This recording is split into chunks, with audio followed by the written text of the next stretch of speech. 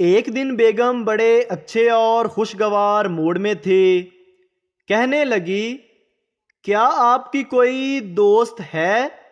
میں نے کہا، نہیں یار، میری کوئی دوست نہیں ہے۔ پھر کہنے لگی، کسی کو آفس میں پسند کرتے ہوں گے؟ میں نے کہا، نہیں نہیں، میں کیوں کروں پسند؟ پھر پوچھا، شادی سے پہلے کسی کے ساتھ کوئی چکر تو ہوگا؟ میں نے کہا، نہیں، ایسی کوئی بات نہیں۔ پھر کہنے لگی، اتنا اچھا بولتے ہیں، دیکھنے میں بھی ٹھیک ٹھاک لگتے ہیں، یہ کیسے ممکن ہو سکتا ہے؟ میں نے کہا کہ لڑکیاں دولت چاہتی ہیں، اور وہ میں کسی غیر عورت پہ خرچنا نہیں چاہتا تھا، اس لیے کسی سے بھی دوستی نہیں کی۔ پھر پوچھا، کوئی تو کبھی جوانی میں پسند آئی ہوگی؟ میں نے کہا، نہیں نہیں، ایسی کوئی بات نہیں۔ بیوی ٹیڑھا سا منہ بنا کر بولی، اس کا مطلب ہے کہ میں پہلی ہوں جو آپ جیسے بندے کو پسند کرتی ہوں۔ کوئی ڈراموں میں کام کرنے والی پسند ہوگی؟ میں نے کہا، نہیں، مجھے کوئی پسند نہیں۔ پھر پوچھنے لگی، کوئی فلمی ایکٹر تو پسند ہوگی نا؟ میں نے کہا، نہیں، ہاں البتہ بچپن میں کولگیٹ کی مشہوری میں ایک لڑکی آتی تھی، وہ مجھے اچھی لگتی تھی۔ میں اس وقت 10-12 سال کا تھا، لیکن پھر وہ مجھے کبھی ٹی وی پہ نظر نہیں آئی۔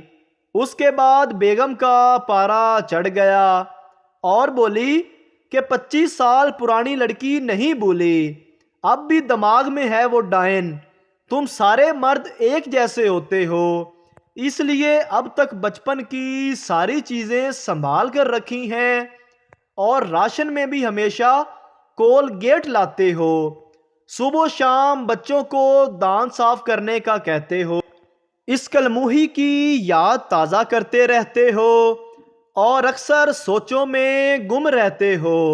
سب سمجھتی ہوں میں، یقیناً انٹرنیٹ، فیس بک اور یوٹیوب پہ بھی اسی کو ڈھونڈتے ہوگے، اسی لیے 24 گھنٹے موبائل میں کھبے رہتے ہو، اور فیس بک پہ اسی کے نام کی شاعری کرتے پھرتے ہو۔ مجھے پہلے ہی شک تھا کہ ہو نہ ہو کوئی پرانی عاشقی ضرور پار رکھی ہے۔ سب سمجھتی ہوں، مجھے اب آپ کے ساتھ نہیں رہنا، اور یہ کہہ کر کولگیٹ اٹھا کر باہر پھینک دی۔ ایک شخص نے پرائم منسٹر سیکریٹریٹ فون کیا تو اس سے پوچھا گیا کہ آپ کی کیا مدد کی جا سکتی ہے؟ وہ بولا، میں وزیر اعظم بننا چاہتا ہوں۔ جواب ملا، کیا تم پاگل ہو؟ اس شخص نے اطمینان بھری سانس لی اور مزید پوچھا، یہ ایک ہی شرط ہے یا اس کے علاوہ کوئی اور بھی ہے؟ ایک آدمی نے سردار سے پوچھا، سردار جی، آپ اگلے جنم میں کیا بننا چاہتے ہو؟ سردار نے جواب دیا، میں کاکڑوچ بننا چاہتا ہوں۔ دوسرے آدمی نے پوچھا، کاکڑوچ؟ وہ کیوں؟ سردار نے جواب دیا، کیونکہ میری بیوی صرف کاکڑوچ سے ڈرتی ہے۔ پیر صاحب کی شادی تھی۔ جب کامے لاگ لینے آئے تو پیر بولا، او بتاؤ کمیوں، پیسے لینے یا دعا لینی؟ سب بولے، مرشد، پیسے کی کرنے، دعا ہی لواں گے۔ میراثی کی باری آئی تو پیر بولا، او ڈوم، بتاؤ اے، پیسے چاہیے یا دعا؟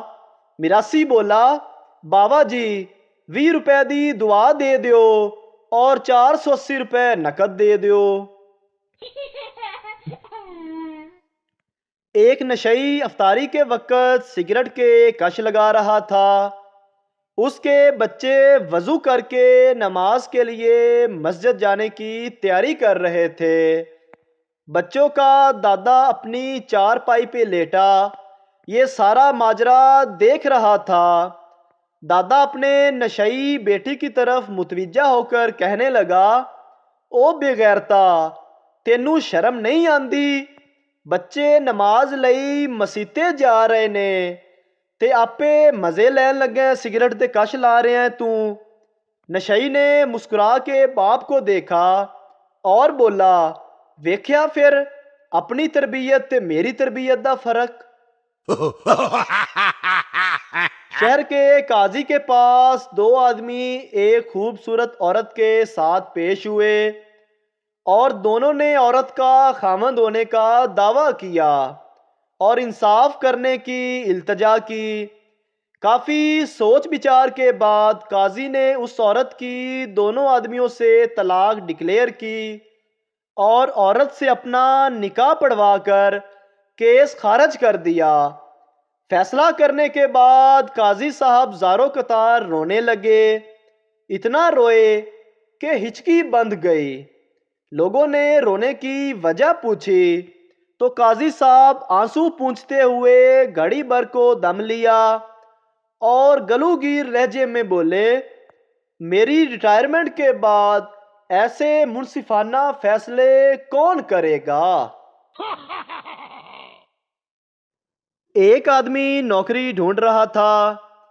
ایک دن وہ ایک اسکول کے پرنسپل کے پاس گیا اور چپڑاسی کی خالی پوسٹ کے لیے درخواست دی تو پوچھا گیا کہ پڑھے لکھے ہو؟ اس نے کہا نہیں۔ پھر پوچھا گیا، آپ اپنا نام لکھ لیتے ہو؟ بولا نہیں۔ تو پرنسپل نے کہا کہ تم کو نوکری نہیں مل سکتی۔ وہ آدمی چلا گیا۔ کچھ عرصے بعد اس نے یونین کونسل کا الیکشن لڑا اور کامیاب ہو گیا۔ کرتے کرتے وہ MNA بن گیا اور ایک دن اسکول میں سیمینار پر گیا اور تعلیم کی اہمیت پر تقریر کی، اور اس کے بعد پرنسپل نے اس سے پوچھا کہ اگر آپ پڑھے لکھے ہوتے تو آج کیا ہوتے؟ تو اس سیاسی لیڈر نے مسکرا کر جواب دیا، میں اگر پڑھا لکھا ہوتا تو آج آپ کا چپڑاسی ہوتا۔ ایک جیب کترے نے دوسرے جیب کترے کے ہاتھ میں تسبیح دیکھ کر حیرت کا اظہار کرتے ہوئے پوچھا، کیا آپ اپنے پیشے سے تائب ہو گئے ہو؟ نہیں یار، دوسرے جیب کترے نے منہ بسورتے ہوئے کہا، ابھی ابھی غلطی سے ایک صوفی کی جیب میں ہاتھ پڑ گیا تھا۔ اگر ویڈیو اچھی لگے تو ہمارے چینل کو سبسکرائب ضرور کریں تاکہ آپ کو اس طرح کی اور ویڈیوز فوری ملتی رہیں۔